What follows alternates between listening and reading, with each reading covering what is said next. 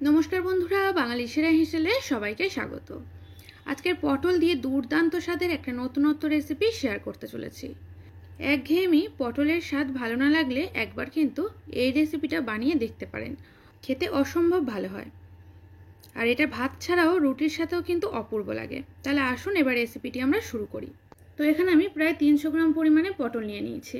এবার পটলের ওপরে যে পাতলা খোসাটা থাকে, একটা ছুরি দিয়ে এই পাতলা খোসাটা তুলে দিচ্ছি। তো এখানে আমি এটা ছুরি দিয়ে পরিষ্কার করে নিচ্ছি। আপনারা চাইলে এই খোসাটা বটি দিয়েও কিন্তু চেঁচে নিতে পারেন। সব কটা পটলের খোসা চেঁচে নিয়েছি। এবারে দু প্রান্ত এইভাবে কেটে একটু করে কাট লাগিয়ে নিচ্ছি। তো পটলটা যদি আমরা এইভাবে দুদিক দিয়ে একটু কাট লাগিয়ে নিই, তাহলে কিন্তু পটলের মধ্যে মশলাটা খুব সুন্দরভাবে ঢুকে যায় আর পটলটা খেতেও ভালো লাগে। তো সব কটা পটল একইভাবে দুদিকটা কাট লাগিয়ে নিলাম। তো আমি এখানে এই রেসিপিটা মোটামুটি 4 জনের মতো করছি। তো আপনারা যতটা বেশি পরিমাণে করবেন সেই অনুযায়ী কিন্তু পটল নেবেন। এবার এখানে দুটোর মতো পেঁয়াজ নিয়েছি, একটা বড় সাইজের আর একটা মিডিয়াম সাইজের। তো বড় সাইজের পেঁয়াজটাকে এইভাবে স্লাইস করে কেটে নিচ্ছি।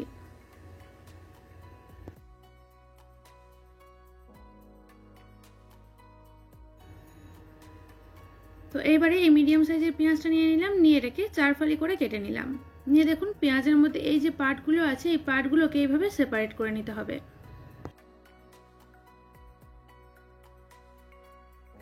তো এই পেঁয়াজের এই পার্টগুলোকে সম্পূর্ণভাবে সেপারেট করে নিলাম।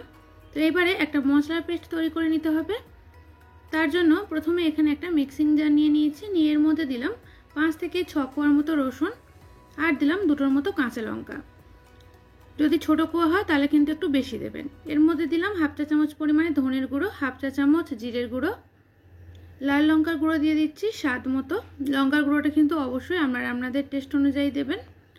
এরপর দিলাম হাফ চা চামচ পরিমাণে হলুদের গুঁড়ো আর সব শেষে দিলাম 8 থেকে 10টার মতো গোটা গোলমরিচ।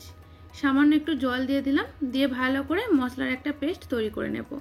এখানে দেখুন মশলার পেস্টটা আমরা তৈরি করে নিয়েছি। আর এরপর আগে থেকে এখানে সয়াবিন সেদ্ধ করে রেখেছিলাম, ফুটন্ত গরম জলের মধ্যে পরিমাণ মতো সয়াবিন দিয়ে 4 থেকে 5 মিনিটের মতো ভিজিয়ে রেখেছিলাম।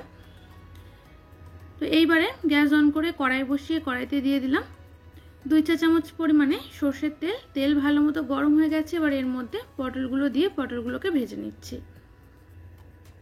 আর পটলের মধ্যে এখানে আমি লবণ বা হলুদ কোনো কিছুই দেব না, শুধুমাত্র পটলটাকে ভালো করে লাল লাল করে ভেজে নেব।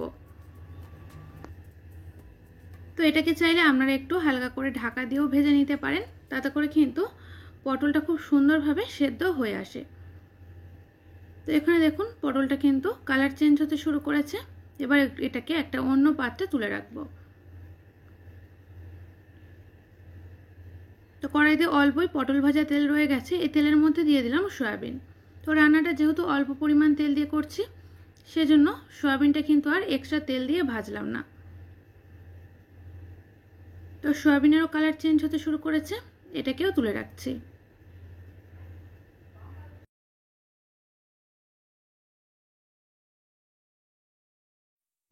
এরপর কড়াইতে দিলাম 1 চা চামচ পরিমাণে সর্ষের তেল। এই তেলের মধ্যে দিয়ে দিলাম পেঁয়াজ, মানে যে পেঁয়াজটা কেটে পাটগুলোকে সেপারেট করে রেখেছিলাম সেই পেঁয়াজটা দিয়ে হালকা করে ভেজে নিচ্ছি। তবে যে একেবারে লাল লাল করে ভাজতে হবে এমনটা নয়, হালকা কালার চেঞ্জ হতে শুরু করার পর সঙ্গে সঙ্গে পেঁয়াজগুলোকে কিন্তু তুলে ফেলতে হবে। তো সব কিছু মোটামুটি ভাজা হয়ে গেছে। এবার কড়াইতে দিয়ে দিলাম 2 টেবিল চামচ পরিমাণে সর্ষের তেল। তেলের মধ্যে ফোড়নের জন্য দিয়ে দিলাম একটার মতো গোটা এলাচ, এর সাথে দিলাম 1 টুকরো দারচিনি, ছোট 2 টুকরো পরিমাণে জয়িত্রী দিয়ে দিলাম। জয়িত্রী দিলে কিন্তু সুন্দর একটা ফ্লেভার হয়। দিলাম 2 টুকরোর মতো তেজপাতা আর সব শেষে দিলাম সামান্য পরিমাণে গোটা জিরে। তো গ্যাসের ফ্লেম এই সময় কিন্তু একেবারে লোতে রেখেছি, রেখে মশলাটাকে ভালো করে ভেজে নিতে হবে। তো মশলা থেকে সুন্দর একটা ফ্লেভার বেরোতে শুরু করেছে। এই পর্যায়ে স্লাইস করে রাখা পেঁয়াজ দিয়ে দিলাম। পেঁয়াজটাকে ভালো করে হালকা লালচে করে আমরা ভেজে নিচ্ছি। দেখতেই পাচ্ছেন পেঁয়াজটা কিন্তু ব্রাউন হয়ে গেছে। তো এই পর্যায়ে তৈরি করে রাখা মশলার পেস্টটা দিয়ে দেব। তো এখানে কিন্তু আমি আদার ব্যবহার করিনি, সেটা অবশ্যই খেয়াল রাখবেন। মশলাটা দিয়ে ভালো করে মশলাটাকে কষিয়ে নেব। আর যাতে করে সুন্দর একটা কালার হয় সেজন্য এখানে দিয়ে দেব হাফ চা চামচ পরিমাণে কাশ্মীরি লাল লঙ্কার গুঁড়ো। তো এটা কিন্তু আমি সম্পূর্ণ কালারের জন্য ব্যবহার করছি, যেহেতু এটা কিন্তু অপশনাল, আপনারা দিতেও পারেন আবার নাও দিতে পারেন। আর টেস্টটাকে ব্যালেন্স করার জন্য দিয়ে দিলাম হাফ চা চামচ পরিমাণে চিনি। তবে চিনি আবার এখানে অনেকেই অপছন্দ করেন, সেক্ষেত্রে কিন্তু নাও দিতে পারেন। তবে আমার মনে হয় একদম সামান্য যদি একটু চিনি দেওয়া যায় তাহলে টেস্টটা ব্যালেন্স হয়। আর এখানে যেহেতু মশলাটা কড়াইয়ের গায়ের সাথে লেগে যাচ্ছে, সেই জন্য মিক্সিং জারটা ধুয়ে অল্প পরিমাণে একটু জল দিয়ে দিলাম। এবারে মশলাটাকে নেড়েচেড়ে কষিয়ে নেব।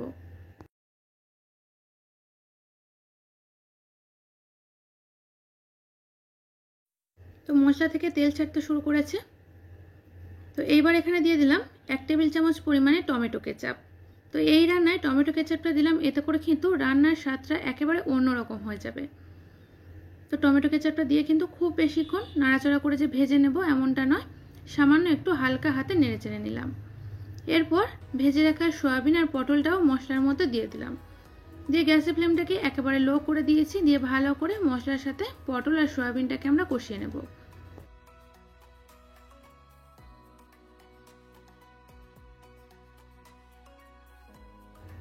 পটল আর সয়াবিনের গায়ে মশলাটা এখানে খুব সুন্দরভাবে লেগে গেছে। তো এবার এখানে দিয়ে দিচ্ছি স্বাদ মতো লবণ। তো লবণটা দিয়ে সয়াবিন আর পটলের সাথে নেড়েচেড়ে মিশিয়ে নিচ্ছি।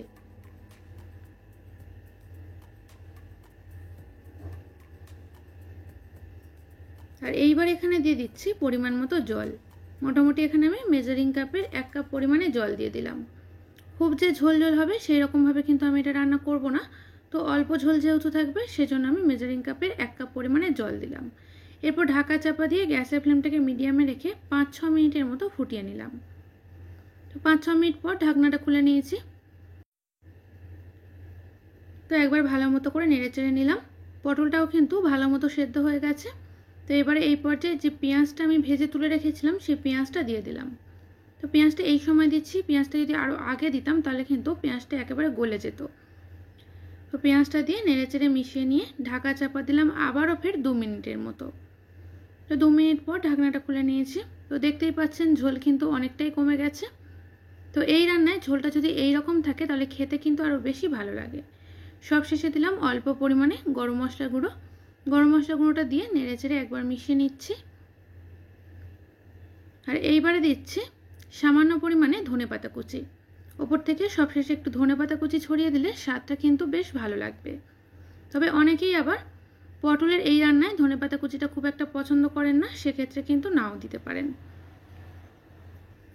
তো ধনেপাতা কুচিটা দেওয়ার পর আরও একবার নেড়েচেড়ে মিশিয়ে নিলাম, নিয়ে গ্যাসের ফ্লেমটাকে অফ করে দিচ্ছি। তো রান্নাটা এখানে আমাদের মোটামুটি তৈরি। এবারে গরম গরম পরিবেশন করব। আর বন্ধুরা, এই রান্নাটা অবশ্যই একবার বাড়িতে বানান, রুটি বা ভাত সব কিছুর সাথেই কিন্তু খেতে অসাধারণ লাগবে। তো এই রান্নাটা বাড়িতে তৈরি করুন, আর কেমন লাগলো সেটাও কিন্তু আমাকে কমেন্টসে জানাতে ভুলবেন না। আর ভালো লাগলে একটা লাইক আর শেয়ার করে দেবেন। আর আমার থেকে নিত্য নতুন রেসিপি পেতে চ্যানেলটি সাবস্ক্রাইব করে পাশে থাকা বেল আইকনটি প্রেস করে দেবেন। সবাই ভালো থাকবেন, সুস্থ থাকবেন, ধন্যবাদ।